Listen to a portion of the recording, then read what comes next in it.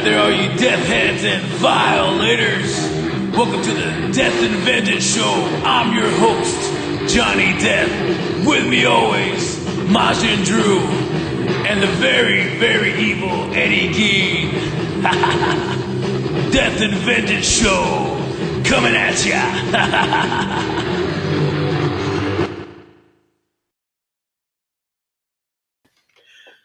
What's up, everybody? Hey, yo, it's me, one half of the Grissom 2. And of course, you know what? We can't do this show without the host with the most, the guy who loves the most. And of course, he knows how to dig it down. You know what I mean? Later to say. In this wonderful love, belated Valentine episode, give it up for your host and the most, and the coast, and the dose, Johnny Death. What's up, y'all? What's up, Death Heads and Violators? Maybe a little premature with this video, but since Valentine's Day is over and done with, but we thought it'd be cool to talk about, horror movies that have a little bit of a love theme to it or some kind of a love element. It doesn't have to be all about love, but that there's some kind of love element in there, So we have a list of movies. If we forget any and there's one that we missed, let us know in the comments or shoot us some feedback and let us know, hey, y'all forgot this movie, buttholes. So then we can cover it on another show. Hey, and get this, guys. If you don't fucking do that list, I swear, if you don't make a comment, I'm going to do the next episodes. I'll do the whole freaking Robert De Niro face. And I'm going to, you could have got me boxed in. You know what I mean? And I'll be forced to do my Tony Montana. Check this out, guys. We came up with the idea of doing horror movies with a love theme.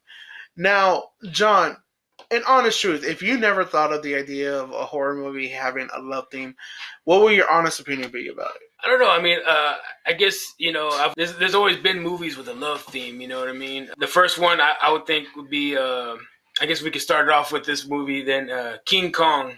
Oh. You know what I'm saying? Because it's back in the 30s, when they made it. And black and white. Big gorilla that falls in love with the maiden. And believe it or not, the first appearance of claymation, too. Yeah, stop motion animation, a lost art. They don't do that too much these days. But, and the famous line at the end when Kong falls off the building and dies and he's laying there dead.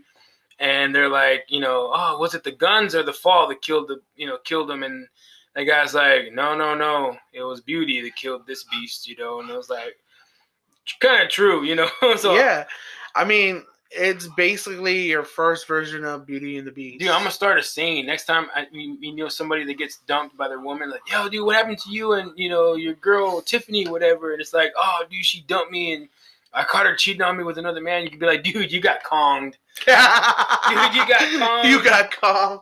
You got Konged, you dumbass. How do you not know she was banging her neighbor or whatever? And like, dude, I didn't know. Yeah, you got Konged. You're an idiot. No.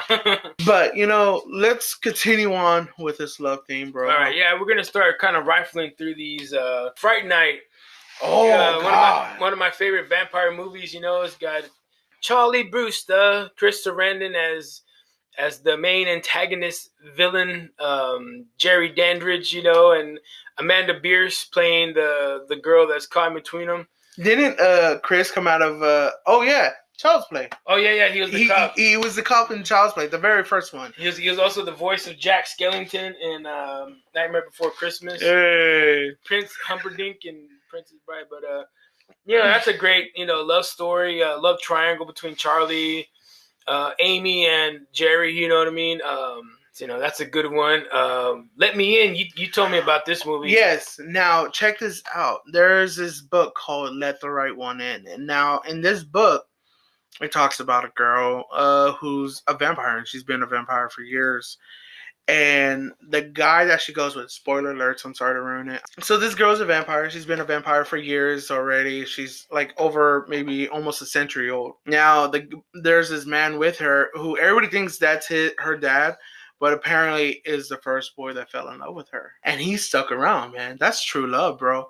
So check this out. They go back to this town, and this town takes place in the 80s.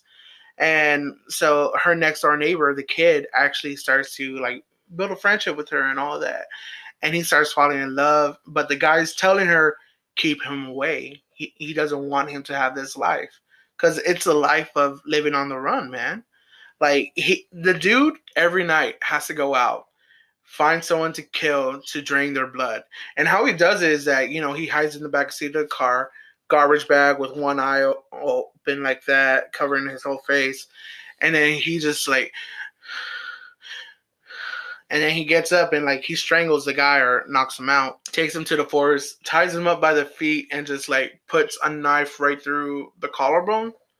I guess that's the best way to drain him. The jugular vein. Yeah. The reason why he does that, it's an old slaughterhouse trick. You hang the cow or pig or whatever upside down, forces all the blood to the head, to the jugular vein. You cut the jugular vein, blood comes out, and it all drains out.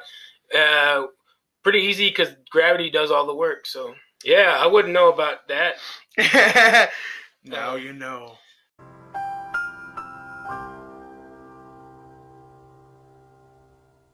So that's love, The guy will stick around. I know some guys won't stick around to the end of this show. They'll be like, "Oh, I loved you at the beginning of the show. At the end of the show." The love is like our views. It's very dimensional. Yeah.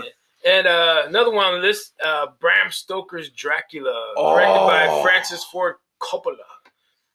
Dracula. I remember watching this in theaters when it came out, and I was horrified. But what I like what they do in this movie is they build sympathy for Dracula. Like in the old black and white movies and in the Hammer films, you just see Dracula as this evil monster that just kills people and drains their blood, and somebody has to go kill him. But this one, you actually gain sympathy, and I found myself cheering for Dracula. Like kind of like, oh no, they killed Dracula, damn. Like a love for the ages. What does he say in the movie? I have crossed oceans of time to be with you. So Gary Oldman, best actor ever. Oh my god, dude. I think he has a great American voice. I think he can play anything in a movie. He can play a cardboard box if he wanted to, or a fucking umbrella, or. Well, he also played. Remember, he played Sid Vicious in that biopic. Him, Sid and Nancy. The famous Sid and Nancy. Now that was love. All the wrong. There's only one bad thing I can say about Bram Stoker's Dracula, and that's Keanu Reeves. I could tell during the fucking dialogue that he has in the movie. One, he's trying to do a British accent, but he's not pulling it off correctly. Of course not, mate. And then you can see him struggle not to say dude after every fucking line. Like, like, hello, Count Dracula. Dude. Like he's struggling like, okay, I shouldn't say dude. And, wait. Excellent! Yeah, and that was just a big miscasting. I think they could have got anybody else but him. Well, I think he was popular around that time, though. Yeah, and they said they wanted a face that girls would be like, ooh, so I think they saw him, they're like, well, he's a good-looking kid. All the girls will be like, "Hey, I want a piece of that rock," And they casted him in the movie, and then afterwards they're like, "Oh God, man!" But you know what? My favorite scene is it's like buying sushi from a gas station. You see it in the window, and you're like, "Oh, whoa, that looks good," and you're like, "What was her name? Lucy, right?" Lucy.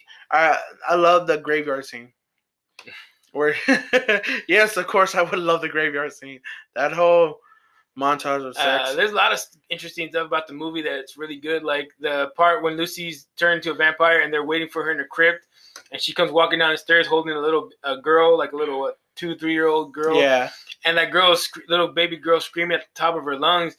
I was watching the documentary of the behind the scenes, and they said that that little girl was scared shitless because they didn't tell her she was going to be walking down. And then that girl, Lucy's in, I can't remember the actress's name, but she's in full makeup. And that little kid screaming, they said there was a caseworker that every time there's a kid actor on a set, there's a social work to make sure that the directors and people aren't being like,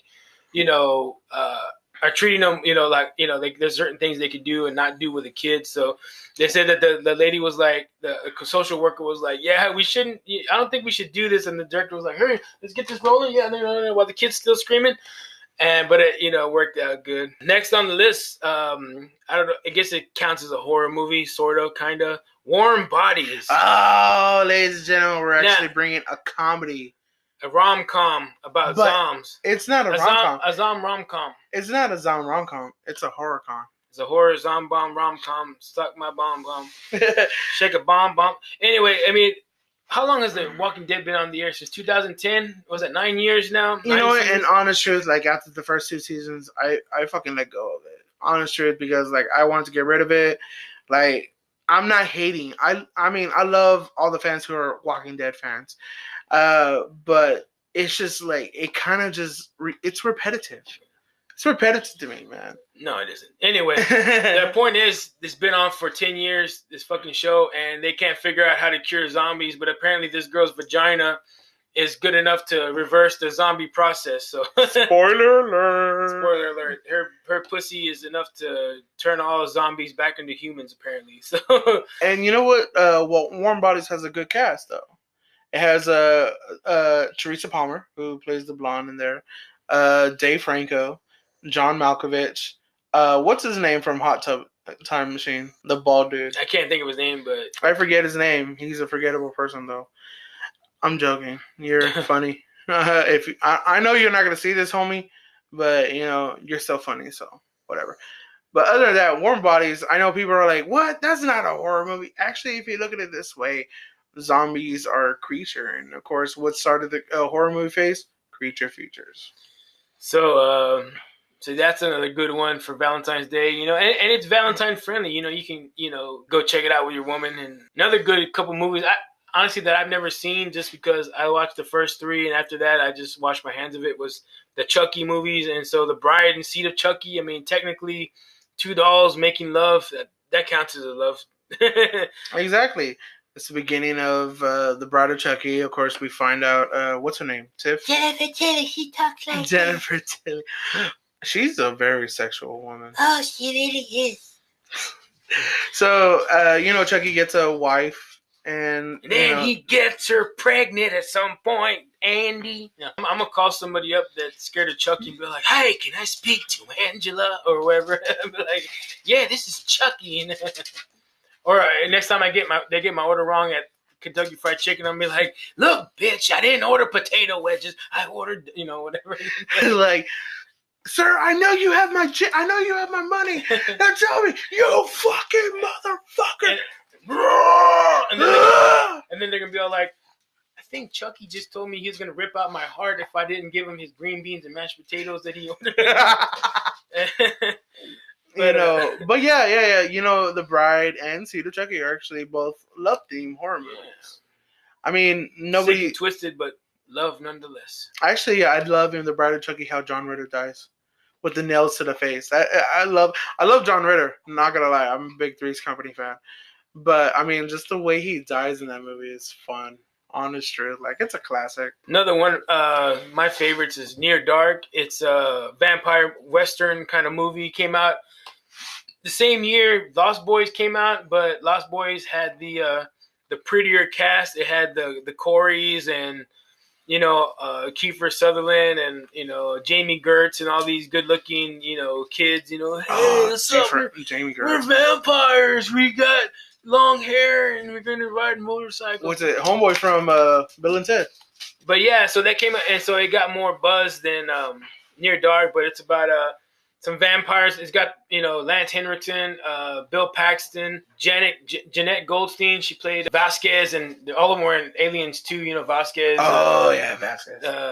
And so they're all in this movie, and it's about, you know, vampires, and this country boy, you know, falls in love with this girl that's a vampire, but she doesn't quite kill him. She just kind of gives him a little nick, so he turns into a vampire, and so it's him trying to adapt to the vampire lifestyle, but, you know, he doesn't have it in him to kill people, so he's resisting, you know, and it's got a good love story of, you know, 2 young kids that fall in love. So basically, like the story that Romeo and Juliet. Also, here's another one, good one, The Fly. Oh, are we talking about Jeff Goldblum? Cronenberg's master from 1986, I think, when it came out. Gina Davis, and Jeff Goldblum. He's making stuff, and he's a, you know. Who was her boyfriend? John Getz. He was in like he's been in like a lot of movies. He was in like Men at Work with Emilio Estevez and Charlie Sheen, and he always plays a douchebag. He was in Curly Sue. You ever seen the movie Curly Sue? I think so. I remember. He was that girl's boyfriend. You know, how'd you get your license in a box of Frosted Flakes? You know, and stuff like that. And So he always plays a dick, and he's in there, and he plays kind of a dick, but you can see he legitimately cares for Gina Davis's character and stuff, and and that's But he gets acid thrown on him. yeah. he turns up all Like what's his name? It's funny. How about this? How about that guy got acid thrown on him and then ends up in Hannibal? Cardell, please see about my lunch. Clarice, was that a Mustang you came in driving? Oh yeah, it's very nice. Hannibal. Anyway, but yeah, that's a Interview with the Vampire. Sort of a love movie, kind of. You know what? I remember the controversy of Interviewing the Vampire. Remember? Anne Rice wanted to boycott the whole movie because of Tom Cruise. But then, Tom Cruise changed his mind. I think it was Scientology. Those bastards.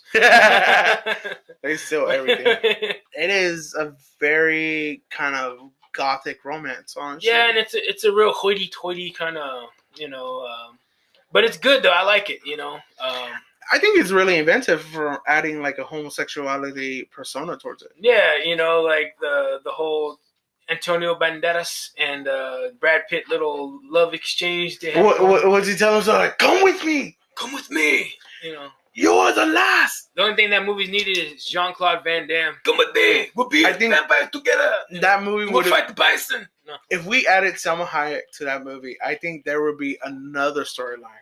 No, we need to leave Salma Hayek alone and From Dusk Till Dawn. That's how I want to remember her. I don't know. A good vampire. I won't remember anything else she did, maybe other than Dogma. But then I'd be like, I remember Santanica Pandemonium. Oh, and then your favorite group who was in Desperado as well. We're playing there too. Tito and the Tarantula. Oh, I love them guys. Another movie I just recently saw not too long ago, and it took me a while to get into it, or to not get into it, but to get to watch it. The Shape of Water. I know that's one of your bro. I'm gonna do my Al Pacino. Whoa. You made him do the Al Pacino. Bro, I'm not gonna lie. I'm gonna do my Vince Russo, bro. No. I am a big Guillermo del Toro fan, and I can't wait to get enough money.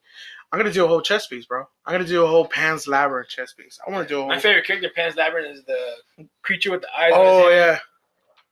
But if you never seen a Guillermo del Toro movie, he's done so many. He's done Mimic, Kronos, The Orphanage. I'm sorry. Yeah, that's Orphanage. Devil's Backbone. He's done Hellboy, Blade 2. The list is going on too. The list is going on day after day. And with Shape of Water, he actually got his recognition. You know why? Because it became an Oscar-winning movie, and for Best Original Story. And he's like, all I had to do was have a girl masturbating in the bathtub, and I would have got nominated. And I was like, and it's a vigorous masturbation. I mean, spoilers. If you haven't seen it, you need to watch it. Shape of Water is a creature feature romance. I ain't gonna deny Cletus. It made me moist. Cletus, it made me moist. Only movie that ever was that made me moist was that one, Cletus. All I gotta say is, you got a pretty mouth. But anyways, Shape of Water is an amazing movie. It is. It is a great romance. It is an undying romance. You have this girl. She is mute. She can hear what you're saying, but she has these 3 scars on each side of her neck, and she's mute. She cannot talk, but she can sign as well. And she works at this laboratory somewhere in Portland. They find this creature from the Amazons, and they said that they worship this creature as a god. But in this movie, she falls in love with the creature. She starts to feel that it has a heart too, and why not share that heart? But it's an amazing movie. Watch it. It's a great movie for a date night. Well, while we're on the Guillermo del Toro, Guillermo del Toro. I'm gonna say it like a soap opera. Okay. Guillermo del Toro. Guillermo del Toro. Next on Telemundo. Hellboy. The ultimate love story. Man loves girl. Girl shit on fire. Pyrokinetic. There are things that go bump in the night. We are the ones. You know what? Since we're talking about Hellboy and on this Guillermo del Toro train, what about Hellboy 2? Now, that had two love themes in that whole movie. We had Hellboy and Liz, and then we had Abe and the Princess. Abe and the Princess. She made a sacrifice. She made a sacrifice for love. That is hard to have. I can't even do a sacrifice for love. You know why? Because I'd rather eat the cheeseburger instead. You hear that, Chrissy? If you guys are being chased by Dracula, bye. But anyways, dude, I mean, Hellboy 2, great love stories. You know, what else is on the list that we have? A movie I've seen, but you haven't. Maybe if I know it's in my repertoire. I just got to find it. It's called Necromantic. It's a European movie that's been banned. I can't remember when it came out, but it's an older film. I'm thinking it's like early 80s, maybe. But basically, it's this couple that are a very sexual couple, and the guy surprises the girl with a dead body. And so they spend the whole weekend just like doing shit to the body. And actually, I think that they, if I remember correctly, they actually, it's a little longer. They have the dead body in the tub, and then the body starts to deteriorate where the dick falls off and stuff. So they get like a pipe, and they like say, okay, well, this will work as a dick anyway, whatever. It's just a fucked up movie. For years, I went through a phase where I was looking for obscure movies that nobody's ever heard about or seen. Even this movie, I've talked to people that are quote unquote, horror fanatics, or they've seen, and I'm like, you ever seen this movie? And they're like, no. And they legitimately get freaked out, like, oh shit, where the hell did you find this movie? I'm like, well, since we're on the subject of obscure horror movies, and this is horror love themed movies, I'm gonna throw one out there that I haven't mentioned. May. I don't know if you've ever seen it, May. It actually stars Anna Faris, like a young black-haired Anna Faris. That sounds familiar. I think I have seen it. Remember, she's a girl. She has to wear glasses because her eyes are all like, yeah. And then, like, his eyes are so cocked you can see around corners. I know that. Yeah. And then she has like a doll that actually becomes like her personality or something. Well, anyways, I remember that movie. Yeah, there we go. That movie was kind of fucking twisted and fucked. Like, towards the end, it just went fucking sideways. Like, it did a whole fucking 180. Like, I never expected that. Like, so the girl, his name's May. She actually, she falls in love with this dude, Jerry Sisto, who plays the character. And, he tells her, oh, I just want to be friends. And then she goes into a whole tussle where she's battling with her emotions. And she ends up, like, she starts hearing the doll talk to her and saying, make a doll. And, like, she goes, cuts other people's body parts off, sews them up, and then at one point, I think the thing's missing eyes, and then she's all like, well, they gotta have eyes, so she just cuts out her own eye with a scissor. Fantastic scene, by the way. That looks so fucking real, like, not even fake. Man, movie magic, bro. It's gross. All right. Next fucking movie. Another one on here, I don't know if I guess technically counts as horror, since it has horror elements, but it's more of a comedy, but I love it, so fuck you, I'm throwing it in here. Ghostbusters. Mm-hmm, yeah.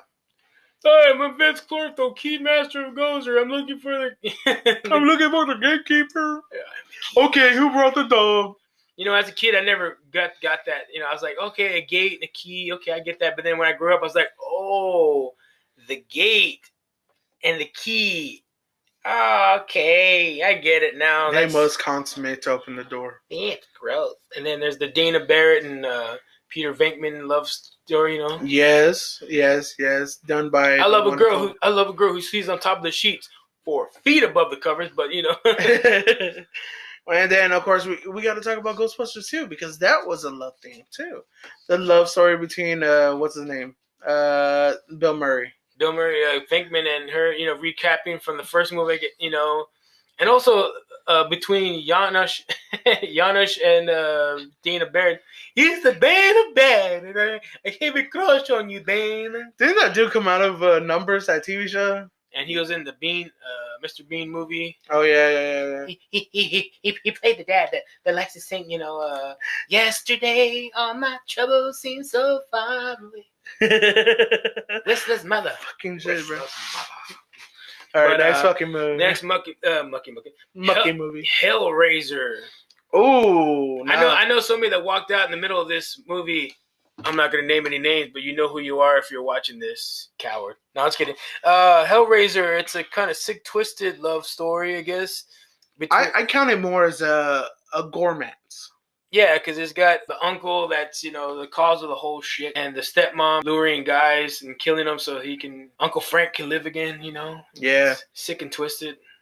It is. And if you count a love between Pinhead and causing pain, that's also a love. He loves to cause pain, so him and Pain they're mates, They're best As friends. we say in Australia, they'd be mates. That's his Sheila Pain. But and that's where he goes, oi, that's not a knife. This is a knife.